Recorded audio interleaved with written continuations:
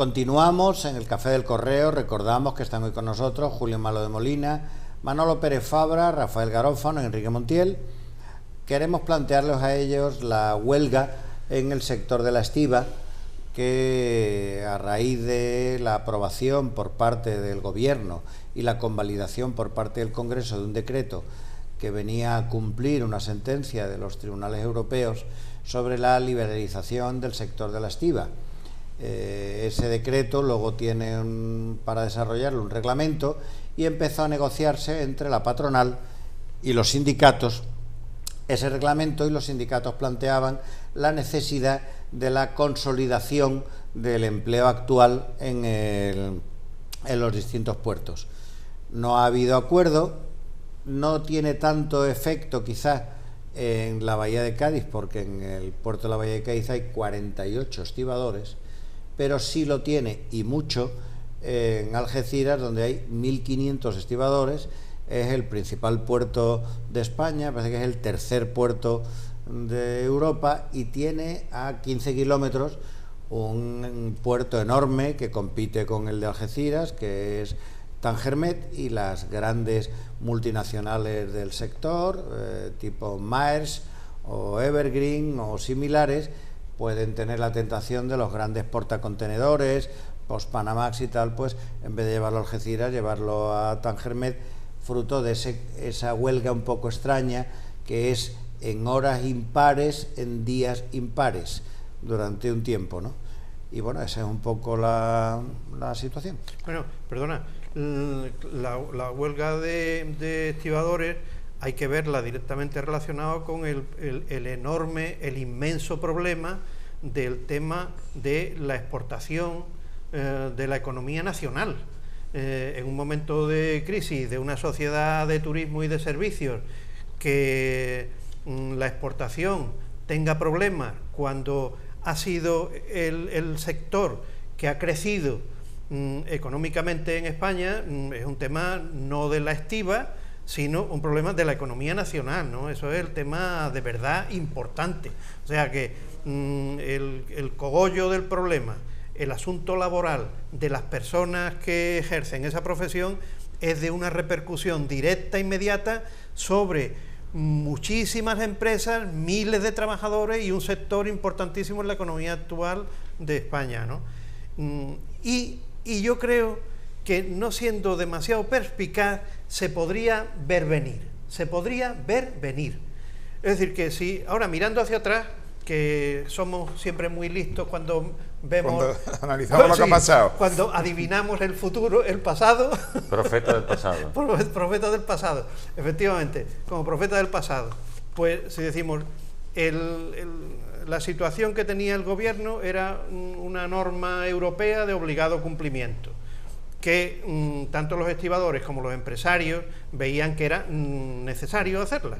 El gobierno consigue una mayoría parlamentaria, saca el tema adelante y se retira. Y la estiba dice, no, como los empresarios nos dijeron, no, es que la situación es completamente distinta. Los empresarios dijeron cuando no estaba el decreto, y ya está el decreto. Luego la situación es absolutamente diferente. Y ahí va a haber una confrontación larga y complicada, y el gobierno, que al principio se prestó a terciar y a que hubiera acercamientos para que el decreto tuviera salida, el gobierno lo ha hecho bien y ha sacado el decreto. Y ahora no entra, ni baja, ni quiere terciar en un tema que tienen que ser las partes las que se pongan de acuerdo. Pero, Rafael, ¿no? Hay una cosa que es inamovible, que es el marco legal. El marco europeo condiciona las políticas del Estado español. Ese tema es inamovible, pero ese tema resuelto por el decreto. Está resuelto. Entonces, ¿qué viene ahora? Ahora viene la lucha pura y dura, claro, entre los estibadores y la patronal. Está claro. Bien. ¿Y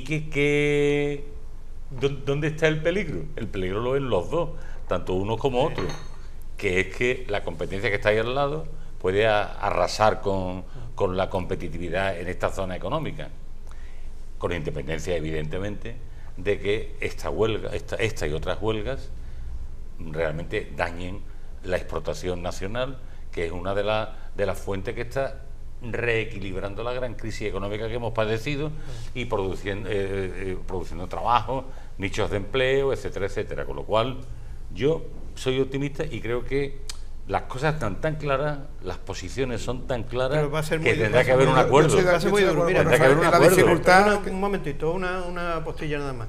Yo creo que el conflicto va a ser muy duro porque la patronal quiere que este sector sea un sector más de la sociedad española, en lo económico laboral, que sea un sector más.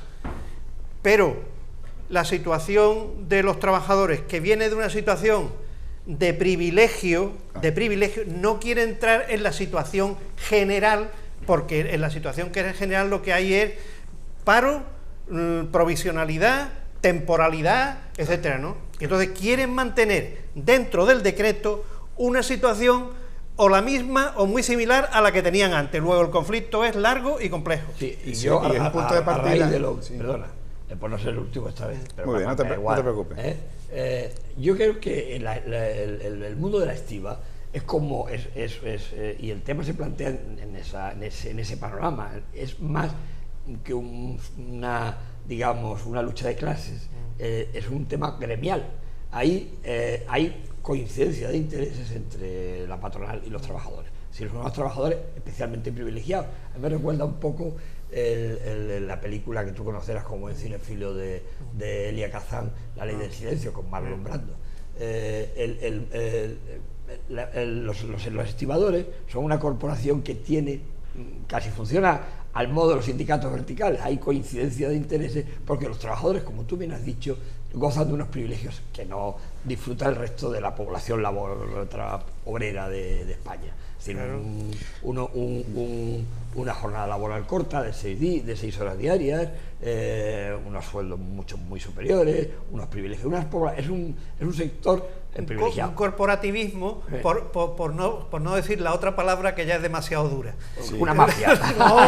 No, ten cuidado, corporativismo. Pero resulta... Bueno, vale. Pero déjame que acabe por cerrar un poco el asunto. Entonces yo creo que aquí yo no estoy de acuerdo ni con las políticas de la izquierda, que demagógicamente se han puesto de parte de los trabajadores, porque yo creo que efectivamente eso es la socialdemocracia que tú defiendes, sí, Julio, bueno, pero ha salido como en defensa de este corporativismo y de esta mafia de una manera.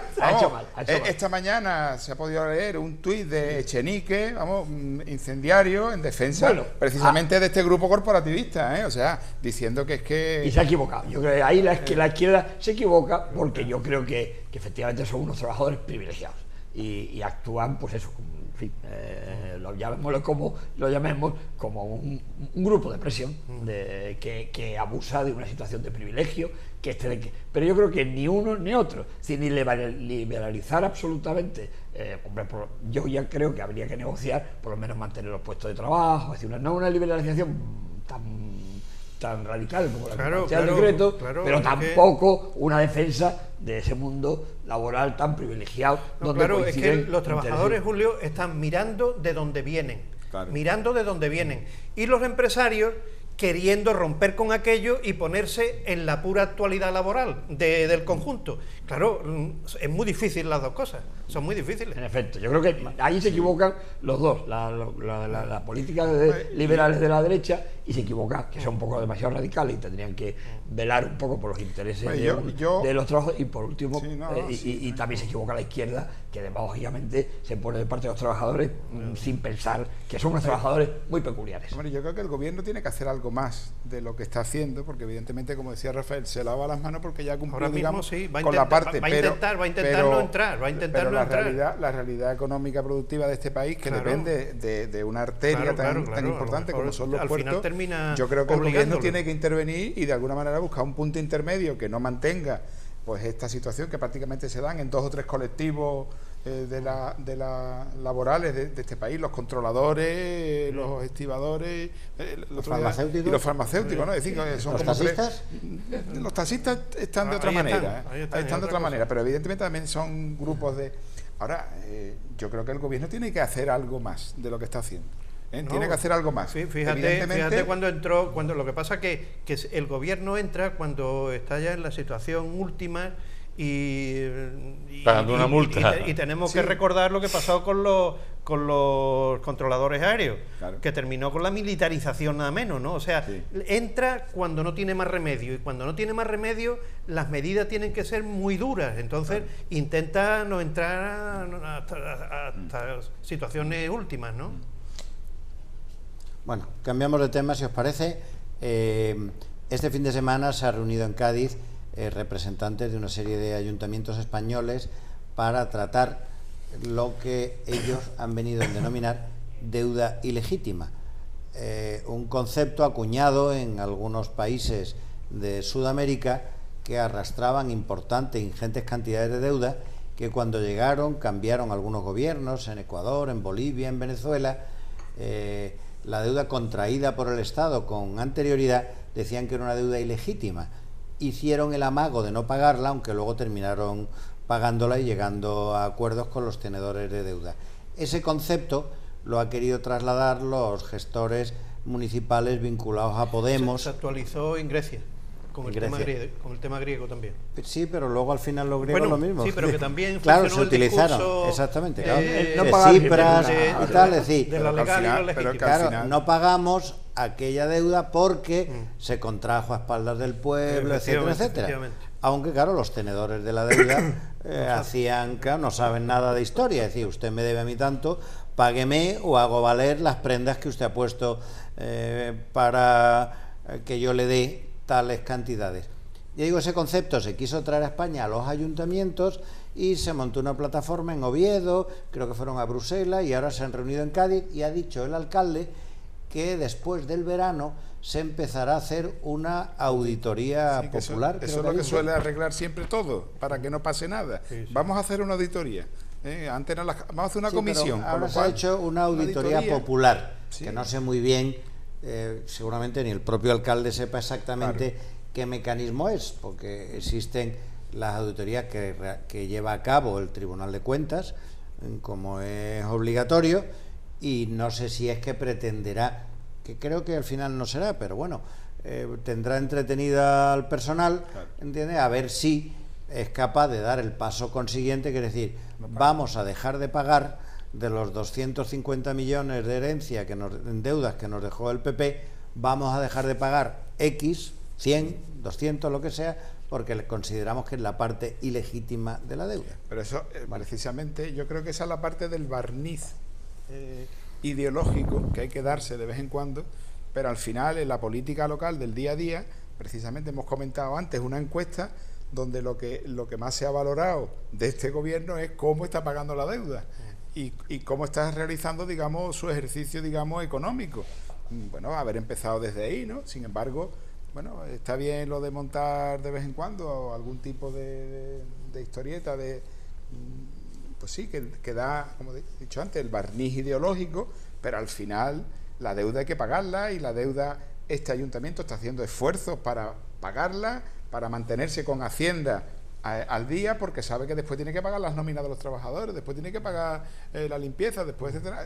O sea que el margen de maniobra real yo creo que puede quedarse en un canto de sirena o en alguna manifestación, digamos, pública sobre tal, pero no va a tener ningún efecto real. No va a tener ningún efecto real. En esta cocina, a mí hay algún aroma sí me gusta.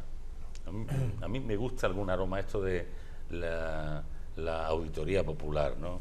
Realmente las democracias las democracias modernas, avanzadas, deberían tener lo que en sentido metafórico se llama una auditoría popular. Es decir, cada 4 años lo hay, Enrique. No, la impunidad de algunos gobiernos municipales, la impunidad con la que se gastan el dinero de todos, debe tener algún tipo de control popular o de algún tipo, porque claro, es que si no te encuentras que fabrican una deuda, a lo mejor, ¿qué te digo? Imagínate, dice, bueno, un alcalde, ¿no? O un político con Carlos Jerez. En Cádiz el estadio. Sí, no, imagínate, por ejemplo, yo hago otras cosas, por ejemplo, dice, bueno, es que se meten mucho conmigo en internet, ¿no? Se meten en internet, entonces yo contrato una empresa para que me limpie de internet todo lo que se metan conmigo.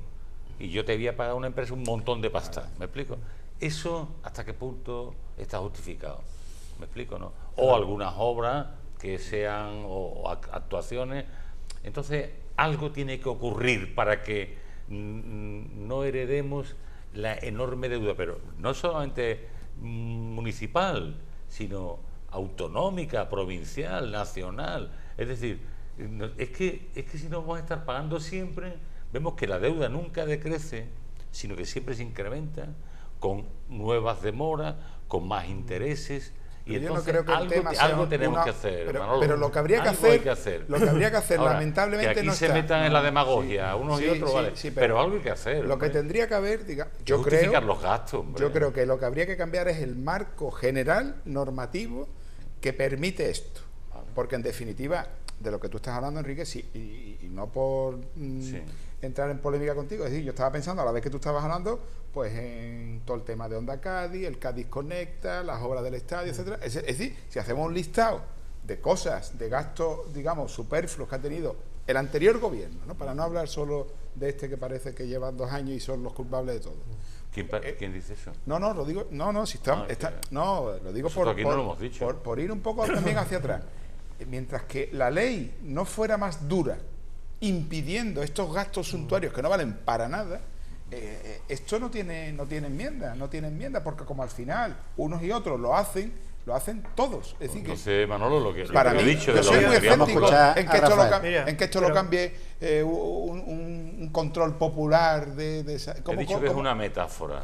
Una metáfora de algo pero tiene que haber un cambio normativo que impida estas cosas. Sí, pero la distinción entre ilegal o ilegítimo, ha dicho Teófila Martínez, bueno, es que a mí no me hablen de ilegítimo, me hablen de legal o ilegal, y mis cuentas son legales, y yo ¿Tienes razón? Una de las cosas que he tenido que me ha defraudado de una forma absoluta el nuevo gobierno de izquierda del Ayuntamiento de Cádiz, es que cientos de ciudadanos, miles de ciudadanos de Cádiz, estábamos esperando que cuando entrara el nuevo gobierno dijeran, miren ustedes en qué se gastaban los dineros municipales. No legal o ilegal, ilegítimo y tal. No, los legales.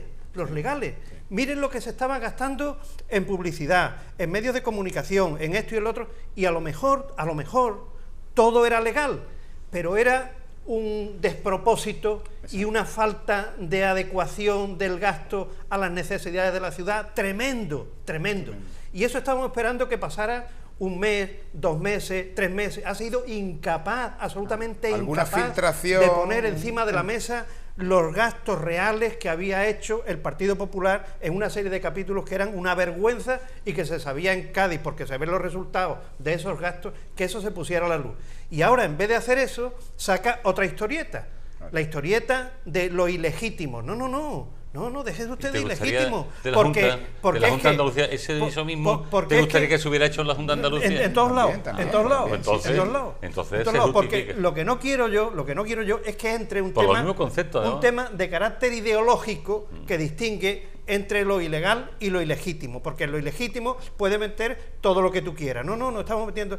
A ver, legalmente el ayuntamiento que ha acogido, en qué se gastaban los dineros de los gaditanos. Eso es lo que debía de haber hecho y no lo ha hecho. Ha sido absolutamente incapaz de hacerlo.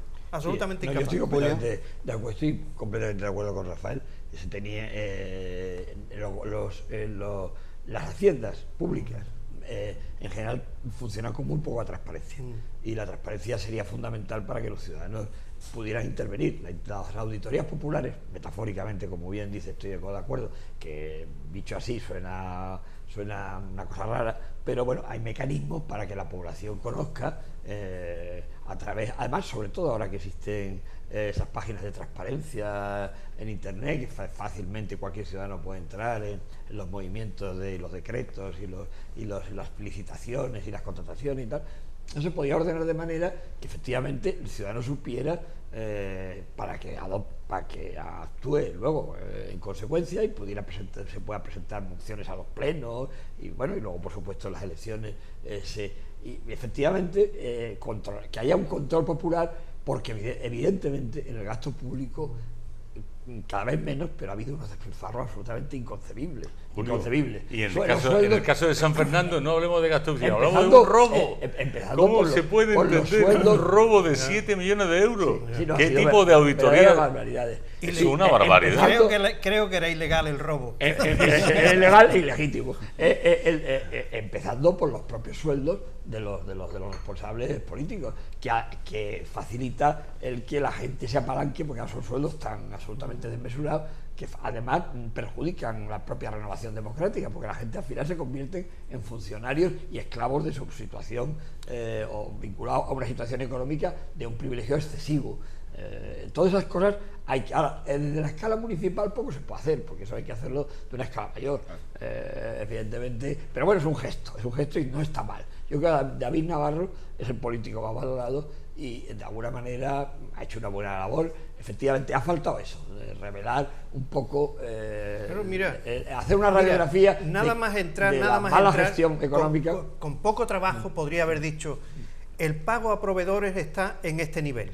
Sin embargo, mientras que el pago de proveedores está a este nivel por el ayuntamiento que hemos recogido, se estaba gastando en publicidad esto, en Cádiz Conecta esto, en la televisión esto, en el Cádiz 2012 esto. Es decir, poner en evidencia lo que desde la ciudadanía se veía que era una desproporción enorme, que se estaba gastando muchísimo dinero de los gaditanos en publicidad y en un aparato propagandístico de vergüenza, mientras que en el capítulo de pago a proveedores, que es el tejido social de la ciudad, no se estaba pagando. Ha sido incapaz de poner esos números encima de la mesa, y de vez en cuando salía una historia: no, en la televisión se ha cogido un kit de espía que costaba, no sé, pero eso qué mamarracho es.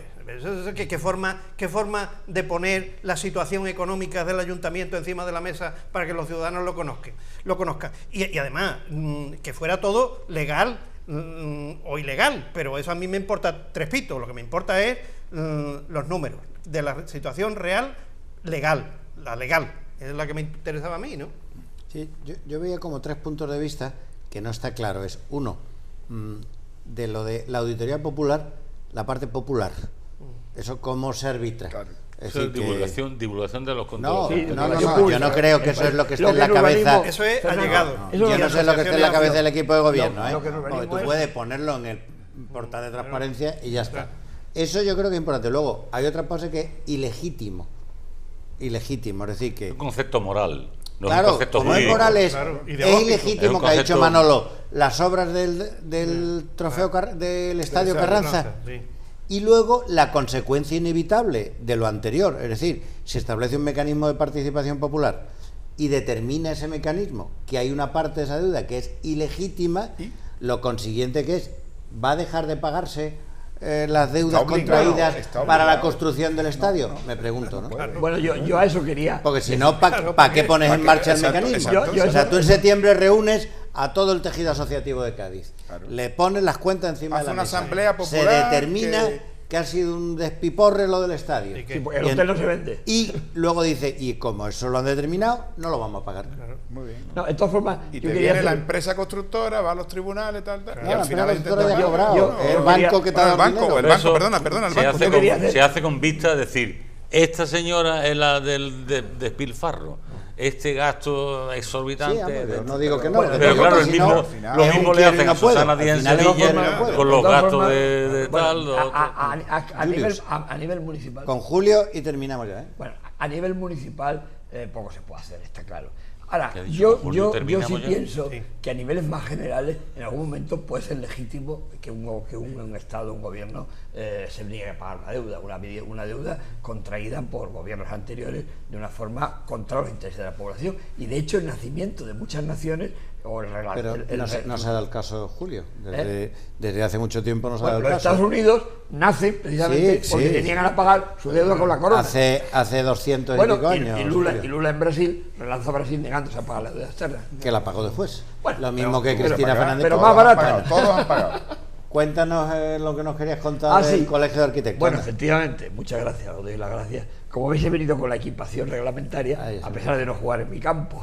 Porque, los All Blacks. Porque, vienes vestido de los All Blacks. Sí, ¿sabes por qué los arquitectos vestimos de negro?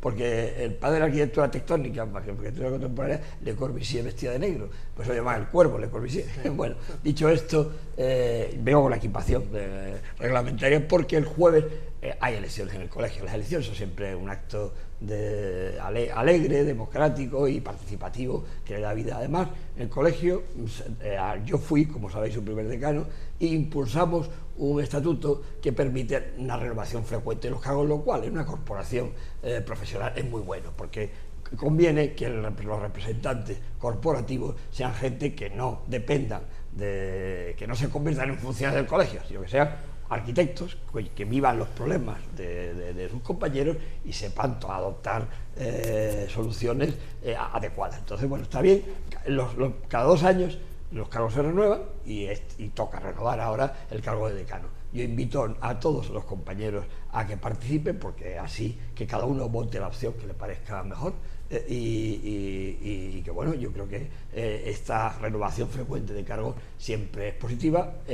Es un estatuto que se aprobó siendo yo decano, solamente 2 años de mandato y una posibilidad Julio, de elección. Nos tenemos que ir después de esta llamada a la participación de Julio, que no ha dicho a quién va a votar, pero una llamada a la participación. Damos por concluido el Café del Correo de esta semana. Agradecemos a Rafael Garófano, a Manolo Pérez Fabra, a Enrique Montiel y a Julio Malo sus aportaciones y sus comentarios, a todos ustedes por habernos prestado atención y les convocamos para dentro de una semana en un nuevo Café del Correo.